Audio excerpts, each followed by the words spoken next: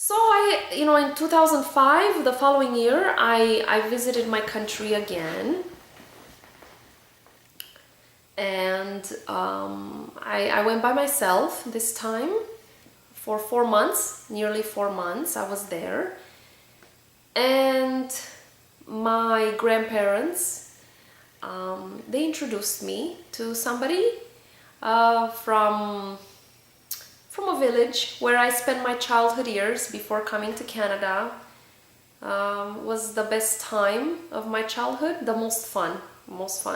I was with my brother and I had all kinds of crazy ideas and just playing around, with the animals, and because we had my grandma and my great-grandparents had pigs, or a pig, and chickens and turkeys and ducks, geese, cats, a dog or two. And it was a childhood, and at that time you're very curious about the world, and you just you would watch a worm, or you would watch a caterpillar, you would watch a butterfly for minutes, for hours. You're a child. So from my sadness in my childhood, when we went the summers to it was a different part of the country from where I was born. It was just the most fun. That was the fun I had in my childhood. So it was just sad when I was going to school. Okay, anyways, yeah. So I went back there, and they introduced me to a guy, a young man that was my age. And we got together, and we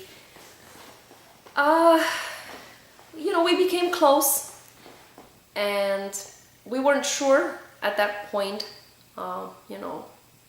what the future holds. All I knew was that I was getting along well with him. I've never had a serious boyfriend up until that time, and my idea was, if I'm gonna be serious with somebody, it's going to be my husband. That was always my idea. I never cared about experimenting, sexually with a guy. I just wasn't that kind of person. That was not me. I always had the idea I wanted a fairy tale. I wanted to be in love, and I wanted to lead to marriage. Nobody had taught me that. I always had that ever since I was, young. I never thought otherwise. Yeah, so we kept in touch. We visited each other, and then I came back to Canada, and I went back to college, and I was lonely. I was after that time in Romania, I came off my medication on my own, and the severe depression would return. And by the way, you're not supposed to do that. The psychiatrist tells you don't do it. You have to consult with a psychiatrist first. And I didn't do that. I played my own psychiatrist, and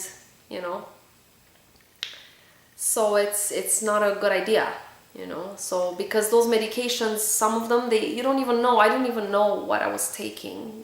I didn't research it out or anything, and I just was glad it worked. But then I always went back to my original desire, which was to be well without the medication. So I said, okay, now that I'm better, I'm okay, I can come off. And the depression would hit me, would return. So then I would go back to my psychiatrist. He would give me prescription again, and I would go pick it up from the pharmacy.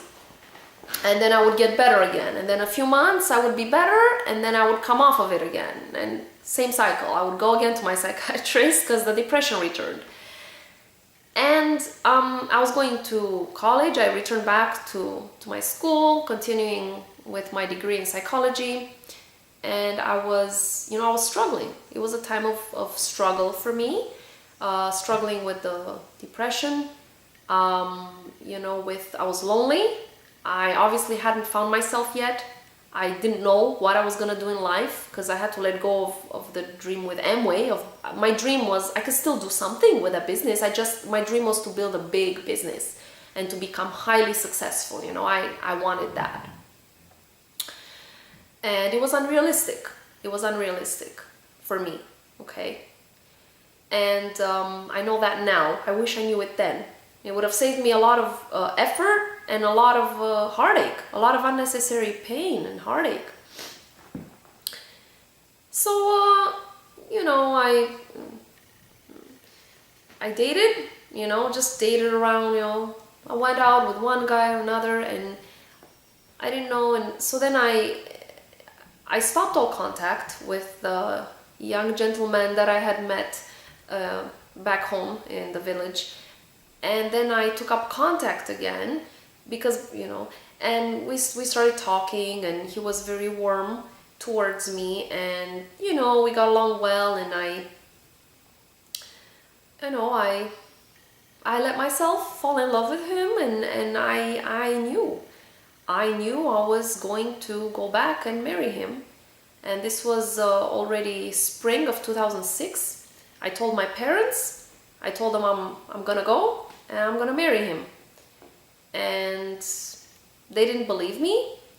I came to know later that they did not believe me, but I did it and nobody stopped it. And even if somebody would have tried, I don't think they could have stopped me. I would have still gone ahead and done it because I was determined. What have I learned? Not good to be too determined in life, I guess, you know. And, you know, we got married, and we began I was in my country for a year, summer of 2006 to summer of 2007. We did the civil wedding and the white wedding in the summer of 2007. And 10 days later, I was on the plane back to Canada. And I sponsored him, and we started our life here as a married couple, living with my parents. It's a lot. Anyways, I don't know how much exactly I should share. I really want to get a message out, though. You know, I'm not doing it for me. I'm doing it because I feel I need to tell people, okay? You figure some things out by trial and error, by living them yourself.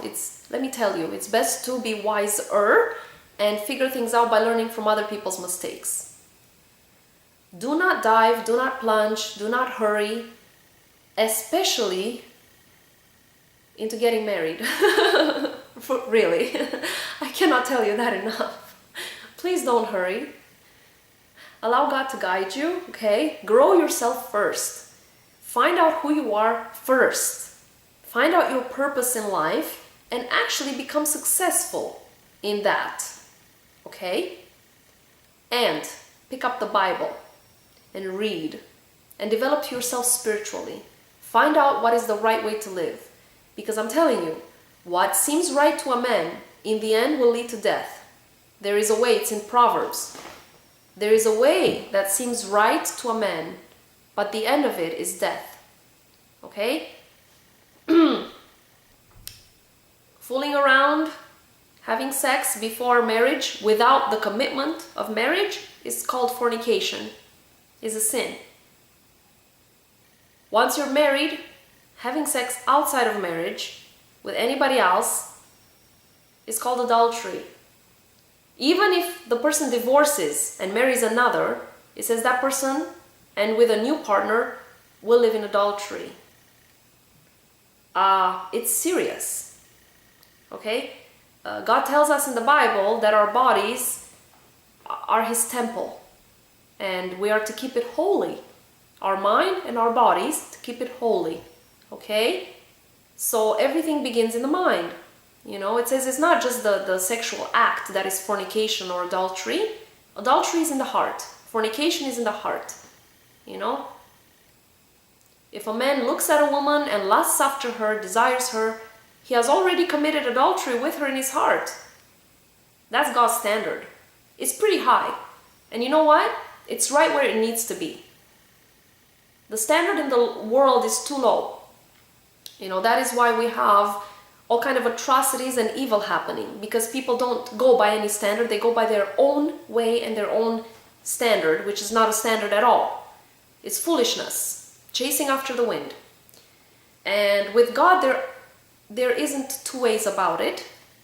Okay? We can't live in sin and please God at the same time. He says you cannot serve two masters. You'll either serve me, the true God, or you're going to serve your own God. Whether your own God is yourself, another person, your work, or some other idol that you have or make in your life, which is not the true living God. Okay, so if we go our own way, we will sin. And the soul that sinneth, it shall die. We are called to live holy lives. That is God's message to us. And I am telling you from a woman that's been married and diving into it. And it's not that the person isn't a good person. It's not that you are not a good person. Unless people are matured and developed enough spiritually, mentally, emotionally, all of that, and stable, and stable financially too. Why not? We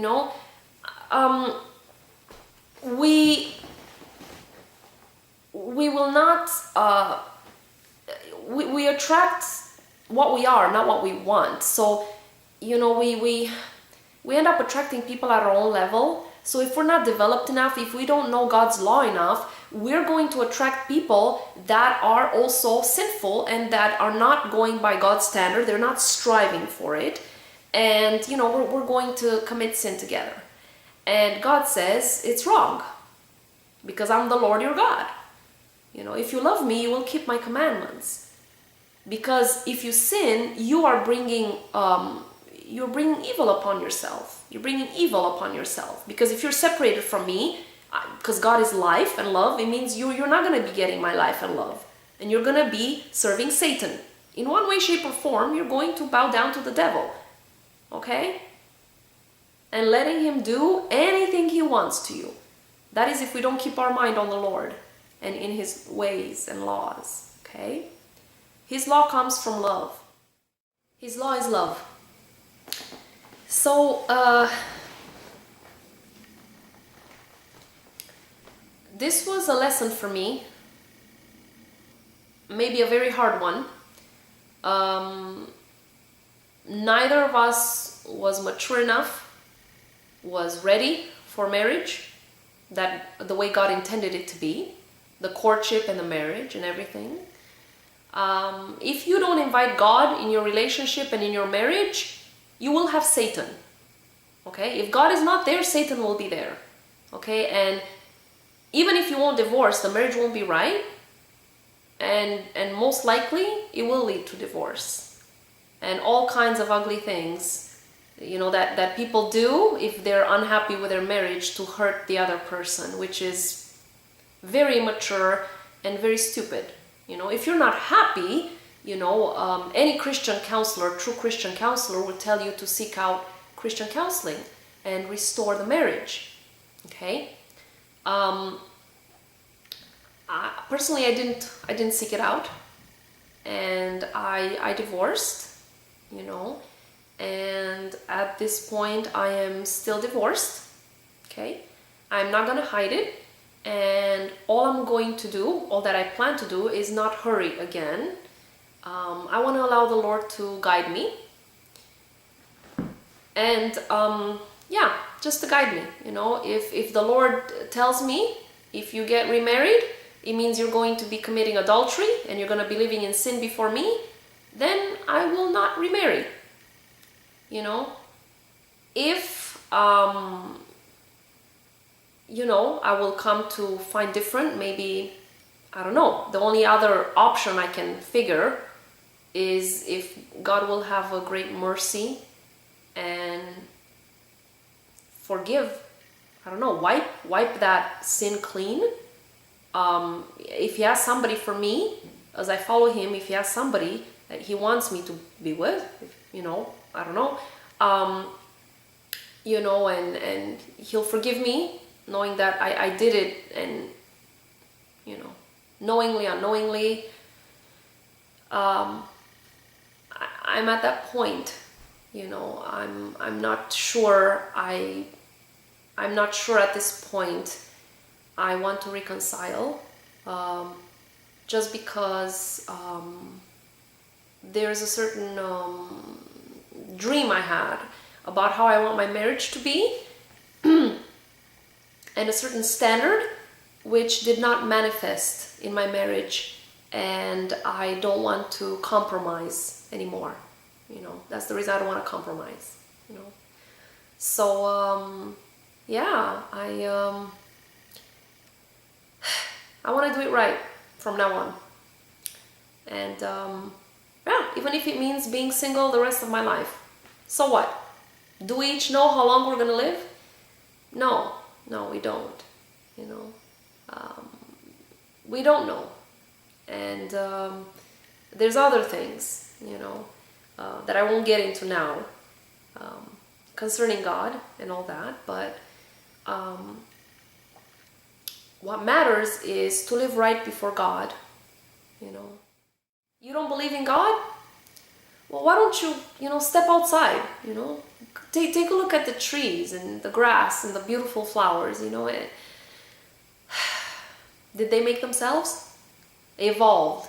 Where did they evolve from? Who gave them life? Why do we have a sense of morality, for those of us that do, if there isn't a source? Don't you know that everything that exists has a source? So who's the source? It's your Creator, okay? You should get to know Him. Because His law is life. His way leads to life. You know, God is beautiful. That's so beautiful. So beautiful. We don't come close. But He says we're made in His image. That means He meant for us to live morally, character-wise, according to His character. So I don't think there's anything wrong with having that sort of standard. Because then people would be walking in love, in a true love. They would be long-suffering. In trials, they would have patience, and they would lend a hand and help one another and have compassion for one another. Seek to not judge or condemn or criticize and to hurt another person, but to help them. Seek to understand. You know, that is God's law. It says the greatest commandment is that you love the Lord your God with all of your heart, soul, mind, your being, with all that you are and all that you have. And to love your neighbor as yourself. That means you have a healthy self-love, okay? It means you love yourself. If you love yourself, you take care of yourself. You don't live a sinful life. You eat right, you sleep right and on time, you exercise weekly, 2 or 3 times a week, minimum is best. You read books that, you know, help you, the Bible, I would suggest first and foremost, and other books that will help you to grow spiritually, mentally, will stimulate you mentally, emotionally, you know, that will lead you to have a balanced life and to develop yourself as you walk in your life's purpose, so that you may bear fruit, the fruit of the Spirit. There's 9 characteristics. The fruit of the Spirit is love, joy, peace, patience, love, joy, peace, patience or long-suffering or forbearance, another word for patience, kindness, goodness, faithfulness, gentleness, and self-control. These are the 9 fruits of the Spirit. So this is how you know if a person is walking in the Lord. If they love other people, if they have a healthy, balanced lifestyle, if they're seeking to improve themselves and seeking to be aware and alert of what is going on in the world, and they're, you know, trying to make a difference for the best, not to bring attention to themselves, but because the love in them is calling them and motivating them, and they just can't sit still until they do something to improve themselves and those around him, to set a good example. That's the point, you know. There's a lot of conflict, and I'll get into this later, but just want to quickly mention it since I'm talking, about God and his law. That Christians, they murdered in the name of the Lord. They murdered people, and innocent people, because they didn't believe. Let me tell you something. Everything that people did, even if they said it was in the name of the Lord, it wasn't the Lord's will. Okay? We find out the Lord's will from what's in the Bible. Okay? And God is infinite wisdom. And if we trust him, we trust that his will is good. So one of the 10 commandments is thou shalt not murder. Okay?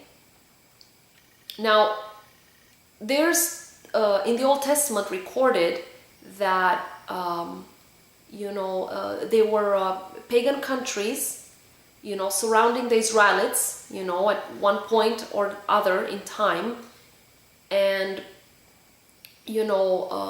God gave the command the Israelites to destroy them. God gave them, because those people were worshiping idols. They were not worshiping the true God, and in order to not let the Israelites, to not enter them and worship idols, God protected the Israelites by destroying, those peoples, So I have yet to find out more detail and more history, but when people are living sinfully, they choose to separate themselves from God. Their hearts are hard. They don't want to seek God out. And, they will sin, willfully. And then they depart from God. So God departs from them. God won't chase you. If you're living in sin, he will deliver you to your sinful way and you will die. Your soul will die. So, if God is keeping you from sinning, sometimes that means he's not always letting us get what we want, what we desire. Be glad. Thank the Lord. He's keeping you from death. He says, walk blameless before me. Walk and be blameless before me. Holy. So that's the standard. I fell short, but, I don't want to fall short anymore. I want to make an effort. God knows the heart, and he sees when we make an effort. He's not expecting us to be perfect. He wants us to know him. And as our love for him grows, because we come to find out how much he loved us because of what he did, sent his son Jesus to be born into the world and to die for our sins, that whoever will believe in him will have eternal life. Whoever is going to believe. Okay? And that means if you believe in him, you will emulate him, you will trust him, you'll begin to trust him, and you will start reading the Bible so that you will find out what he has to say, what the Lord has to say about the right and true way to live our lives every day. Okay? So if we have our mind in the right place, our behavior will be right. Our words will be right. Okay? So it's the standard in the world is not too high, it's too low. And we can never have a high enough standard. But the way people have misinterpreted God's ways, and I was kind of doing the same thing when I was a baby Christian. I've matured since then, so I have a greater understanding of it. God doesn't want us to do anything for him if it's not motivated by love. That's God. Okay? So, what?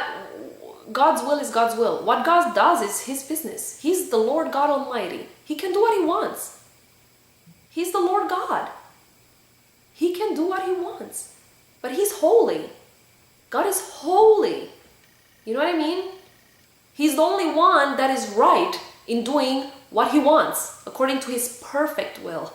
We're not, because we're not holy. So what we want will not be holy. What we want is sinful. Therefore, we get to know God and his ways, and he'll tell us. walk in me, have love for one another, be patient with one another. That's God's law. If we follow this, we will obey the 10 Commandments. If we walk in God's love, right, we're going to keep God as number one. We're not going to have idols. Okay? You know, we're going to honor our parents. You know, we're going to keep the Sabbath day. You know, we're not going to lie, cheat, steal, murder, commit adultery, or covet, which is desiring what is not ours, wanting what God didn't give us. We can take it for ourselves. Yeah, we can. Nobody's stopping us. Who's going to stop you? God's not going to stop you. But you're bringing trouble upon yourself. You know, so it's very important to check with the Lord and also know ourselves, and especially with marriage, and I'm speaking from personal experience, that you want to make sure that when you get married, you're not just making this what's it called, this agreement between you and another person. You're making a covenant with the Lord God. You're saying before God, this is my person, this is my spouse for life, until I die or he dies, until I die or she dies. Okay? Yeah, so if we decide to get married, we have to honor that commitment, because we make a covenant. Covenant cannot be broken, you know. So it says, you know, you get divorced, okay, God hates divorce. Will he forgive it? Yes. But about remarriage, he just says it plainly. It's adultery. So I'm not here to condemn anyone. I'm just thinking for myself, because I don't have a say about your life and how you should live. All I can say is seek the Lord out, you know. But the reason that people are committing these things is because their parents don't teach them the way of the Lord. Is because people are not Christians. Do I need to say true Christians? You know, so if we don't have a standard, what foundation are you going to build with your child? What is he or she going to be anchored in? So if you don't believe in God, why are you making children anyway? So that Satan will have them? So that they will sin against God? Well, I don't believe. Well, just because you don't believe doesn't mean that God isn't alive and his law still applies. So it's wrong. If you're not a believer, please, you can get married, but don't have children. You know? Don't perpetuate it to the next generation. Be the only one to perish, but don't make your children perish, okay? Because God will hold parents accountable for how they raise their children. Okay, I wish I knew these things and I was raised in that way, and I wish I would have had parents that would have insisted and would have told me, and I wish I knew these things when I was 5 years old and 10 years old, long before my time for marriage came. If I would have known this and had my identity in the Lord and had a healthy self-esteem, not a low one, I would have probably made a lot of different choices in my life. You know, so I'm talking about this because this is a big deal. You may not think it's a big deal, but it's a big deal. With God, it's a big deal. What's okay with us is not okay with him. He says, my thoughts are not your thoughts, nor are your ways my ways. For my thoughts are much greater than your thoughts, and my ways than your ways. God is long-term. His standard is the highest. So, if we want to live wise and be mature adults, I'm not labeling you, you have to be a Christian. I'm not telling you. I'm just saying there's a right way and a wrong way to live our lives. And I don't want to walk on the wrong path anymore. And I want to encourage others to do the same. And this comes from a very deep place. God revealed himself to me because I believed. I sincerely believed and I sincerely sought him out. And if we seek, we will find. Matthew chapter 7, seek and you will find. Knock and the door will be opened. Ask and you'll receive an answer. Research, seek. It's the wise way, okay? Because a lot of things that we just want to have in life may not be right for us. So we have to get to know God and find our identity in Him, and then we can be prepared, you know, to have a healthy marriage and to raise our kids in a healthy way. Okay? So this is not because, yeah, I'm the Lord your God, because I say so. Because my commandment is the best one, because it is. You watch what God says, and you watch the people that don't listen to Him. People that don't listen to Him, they murder, they lie, they cheat, they steal, you know, they commit adultery, fornication, anything goes. Do you want those kinds of people to be your friends? Or do you want to have true friends? Well, true friends, a true friend can only be somebody that is true before God and true to themselves. That's a true friend. You're not going to get a true friend that doesn't care about the Lord, because if they don't care about the Lord, they're not going to have God's love and law inside their heart. Your word I've hidden in my heart, that I may not sin against you. Another verse. You know, I just kept reading, and as I read, it was revealed to me all the sins that I was living in, every one, you know, that I was doing in my thoughts and outwardly, you know. So God revealed to me, and now that I know, right, I have a choice. I have a choice. I can choose to continue living that way, or I can choose to deny myself and follow Christ. Yeah. You know? We each have a choice. So that's all I want to share with you. This is where I'm at now. I'm at the point where I want to get healthy in every way. So that's what I want to achieve with all of this. Thank you for watching and listening. And I will see you again. Take care.